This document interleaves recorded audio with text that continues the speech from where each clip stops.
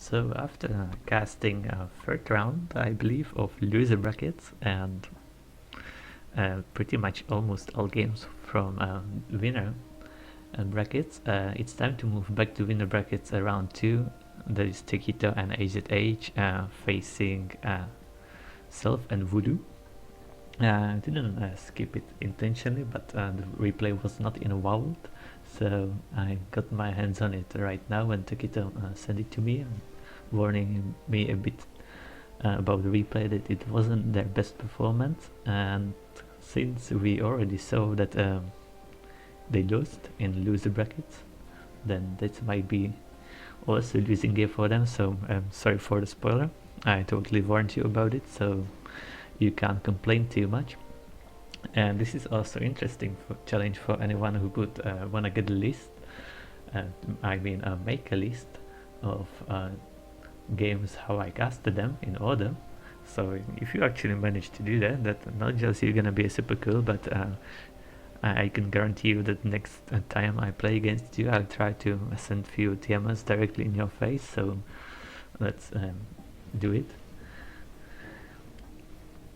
And to get back to the casting, we are on Badlands, and Tokito is actually the one who's feeling like a better player and gonna take all these 2 expansions.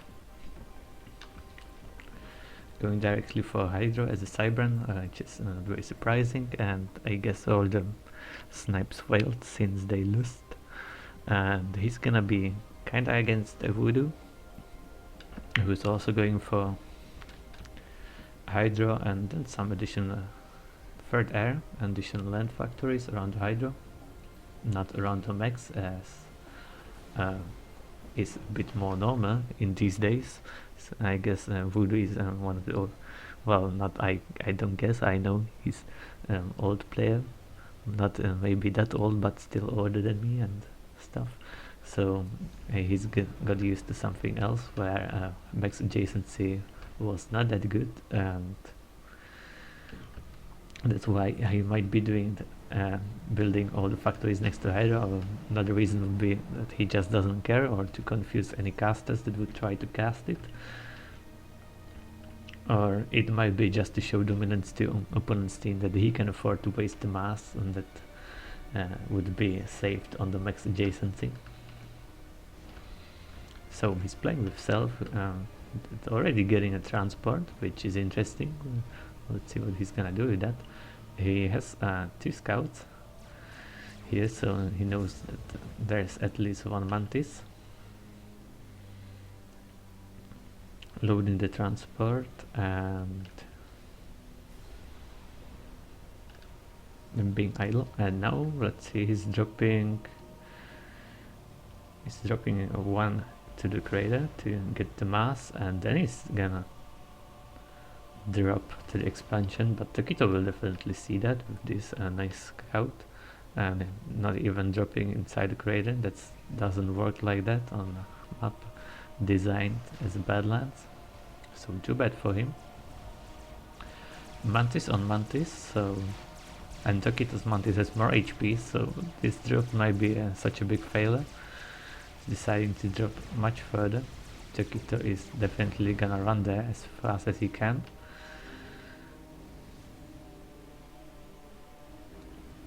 So Self trying to get a land factory. It's gonna be a very interesting race. And Tokito without a scout, I guess he's gonna see it just barely. And he's paying attention, so but he might get reclaimed. Oh, too bad for him. Another Mantis is a bit too far away. So interesting decision from Self, and looks like it's gonna work since Tokito already knew micro, and that might be the reason he told me not to look at it. But he's going T2 factory already, so it's gonna be really early T2 for him. And on the other side is teammate HZH not putting too much pressure on Voodoo yet. These units no kills, and I don't see any wreckage or anything that would indicate any kind of raiding. But it might all come right now. He's moving his ACU together with a bunch of Auroras in. They should have air control. And this Mantis managed to kill all the engineers, so I guess that's not gonna be that big of a trouble, but he needs to move his ACU there since the Mantis would take forever to kill it.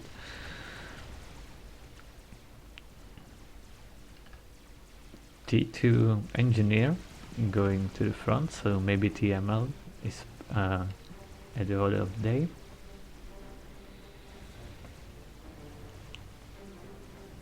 Another drop coming for the plateau. HZH might do distance build here to get it. Now he's coming with his ACU, but Voodoo is here already, but not really with many units. He has 2 factories, one is producing NG currently, and Voodoo also on T2 now building pillars. There should be more than enough scouting for HZH since he has total air control. Also taking control over the middle. So far just PD with the T2 NGs, maybe even T2 PD, yeah. And Takiton building more mexes. And then I guess you can just move the ACU to the front to combat these units. And T2 PD might not be in time. And Akito doesn't really want to lose these T2 NGs. It will be quite a bit lost. And he has at least T2 tank. Let's see if he micros it to try to block shots. No, well, not really needed since those units are retreating. On the other side, HZH didn't do too much yet, just going around with his ACO. These mexes were not even taken. Voodoo is going directly for a gun upgrade. No T2 mex from him yet. I see one is being upgraded. Let's check the keto. Also one mex is being upgraded. I would expect this one. It would be a much better choice, especially since it's producing T2 units, but I guess he didn't have enough APM for that. Too busy microing ACU. So there's at least one PD with a few units that will be able to stop the ACU together with Takito's ACU. So no problems there. Now defending the middle, and still enough NGs for both of these two players to secure those mexes. Voodoo with quite a lot of NGs at this position, but they already reclaimed everything, and now he needs to move to other parts of the map as well, and also there is quite some reclaim in these rocks.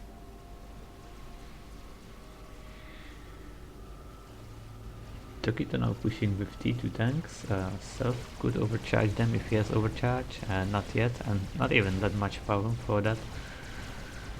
But I don't think Tokito would risk it with so few units. So he's getting some nice kills, at least. And T2 NG is sitting in the middle, not doing too much.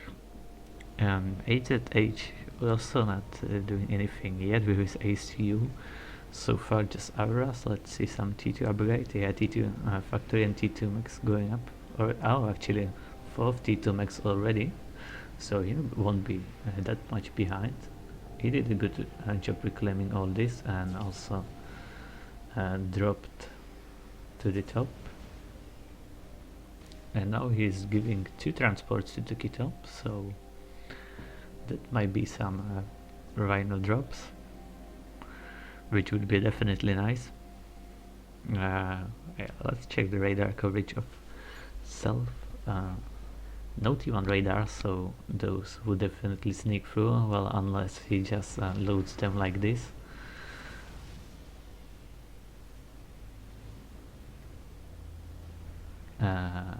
Doesn't look like Self noticed, so that's good for Tokito.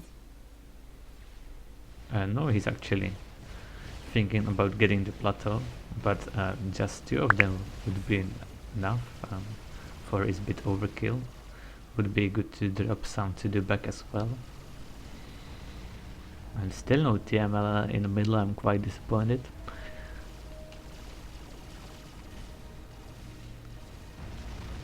Okay, so now he's deciding to drop, and well, this is not really, I don't really think what he expects from this drop.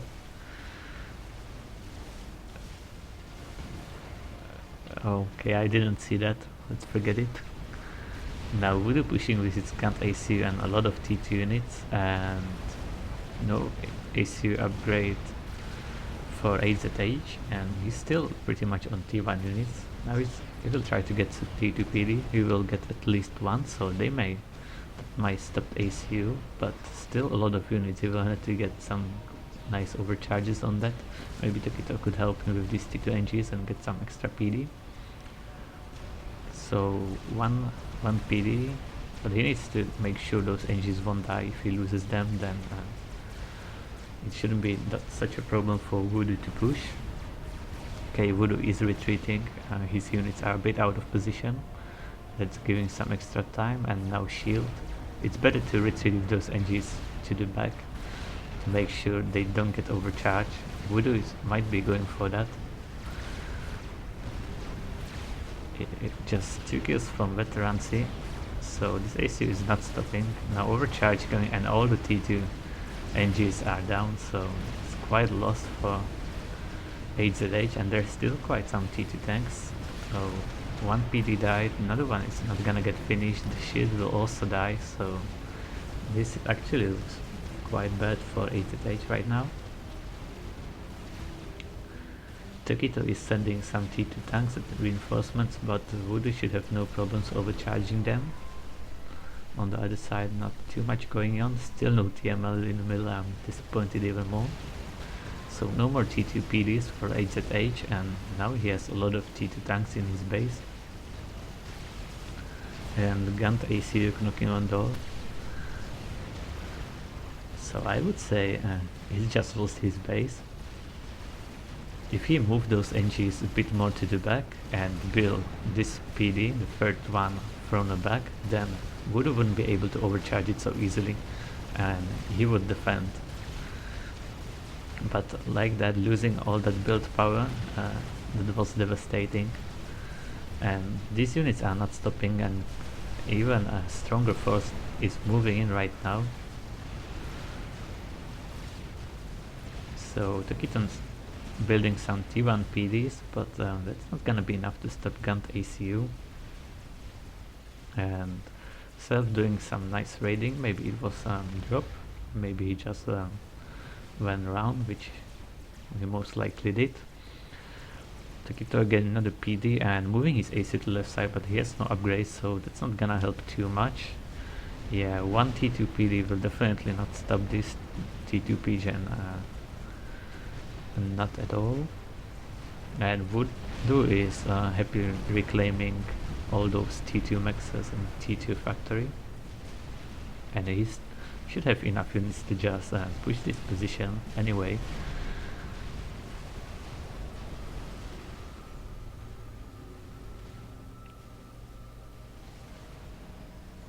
Now he's still just pushing T2 units, and almost no air at all. Here now Self is building some Corsairs, and just a lot of scouts from Voodoo, so he definitely knows what's going on. Let's see what those Corsairs will target. Looks like they went after the T2 NG, which is a good choice, but there's still enough of them, but well, not enough to stop all these units. That's just too many T2 units. Now Corsairs attacking the PD. Both T1 PDs are down right now, and T2 PDs won't do that much damage anymore. So top team is in real trouble. I think this was just that one bad decision with not retreating those NGs that decided that this base is gonna die. Else 3 PDs would be enough to force Voodoo retreat, and the shield could get completed as well. So just a small mistake, I would say, that cost the top team the game.